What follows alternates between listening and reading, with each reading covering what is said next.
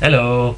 I got up at like 9 this morning, and that's early for me just now because I'm not working and I'm not at uni at the moment. So it's like I've not been getting up till like 12 at the earliest, and today is 9, and it's like, whoa, boy. That's earlier than normal, much earlier than normal. And I didn't get to bed till like 3:30. Although I've gone on less sleep before, but it's hitting me worse today than normal. I actually feel like poorly. Maybe I'm actually sick. I don't know. Maybe I've caught something. Maybe my hay fever's starting to get to me finally. Like it's been laying off all the time unless I actually sit in a grassy, a recently cut mound of grass. You know, like just lather myself in it. Like just get a big pile of grass just been cut and go, and just smear it all over my face and writhe in it. This is writhing. If you don't know what writhing is, right, just remember, if anybody ever uses the word writhe to you, this is what they mean. It's exactly it. Yesterday I was hanging out with some guys, namely Leonard, Andy and Kyle, and we were walking Kyle down to the train station.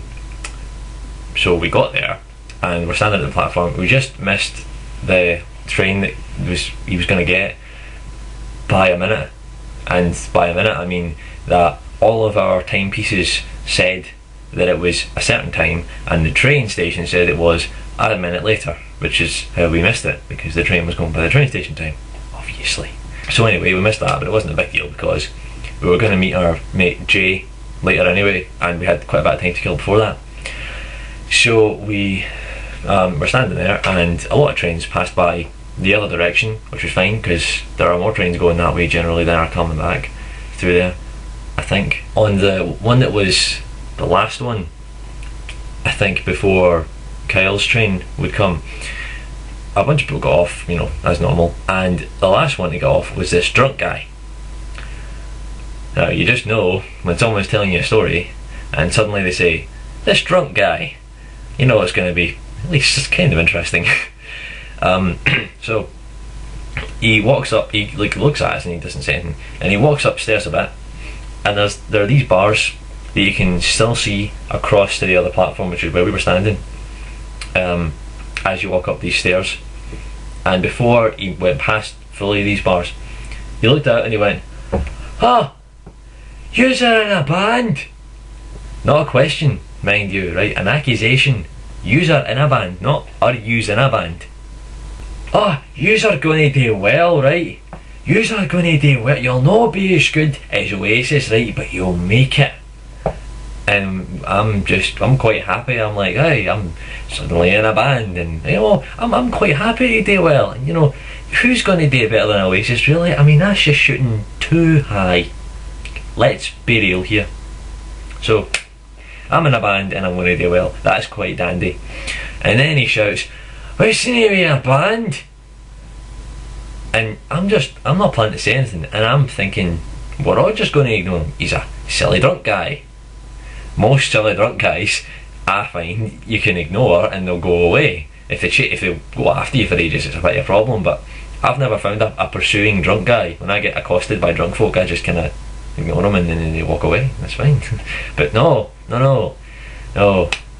Not everyone apparently thinks the same as me. And Kyle had to be a jackass and say, "Kings of Leon." And the look on this drunk guy's face was not one of, "What you on about?" No, his face was literally this. He bought it. He believed Kyle. He really thought we were Kings of Leon. Now, I don't even know if Kings of Leon has 4 people in it, but I don't think he was really thinking straight at the time, oddly enough.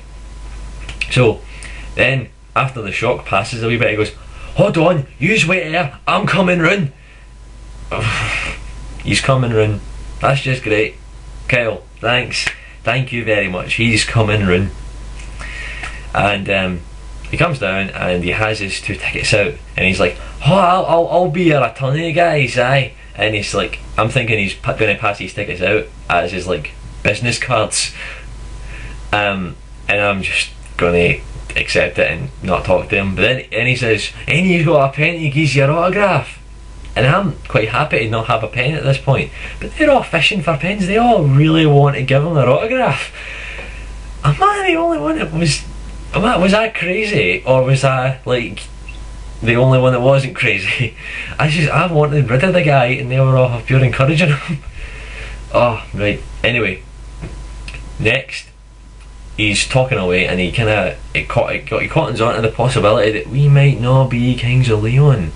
He says, oh, you guys telling wee lies to me, yeah. And I'm just saying, oh, he is, pointing at Kyle. And he shakes Kyle's hand. Why, I don't know. He's just like, oh, I need to get going now, aye. And he shakes Kyle's hand and he kisses his hand. And I'm like, oh no. And then he goes to date with Leonard, and I'm like, oh, it's not just Kyle. It's, oh, he is. Oh crap. I don't want my hand kissed. And Leonard does this sort of under the hand shaking, trying to make it so he can't kiss it, but he just twists his hand around and kisses it anyway. And he goes up to Andy and doesn't kiss his hand, and I'm like, alright, maybe I'm in the clear, but I don't want to take a risk. So instead of that kind of shaking hand, that sort of thing where you like interlock hands, and it's like, you're not kissing that because I've got a lot of purchase here, I'm just going to pull back if you dare.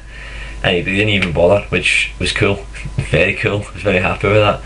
And then as he was going away, for some reason he says, I don't any use be shagging my daughters or nieces now. I'm like, fair dues, cool, catchy. Ah, man. So that was yesterday's exciting event. Hope you enjoyed that story. Bye.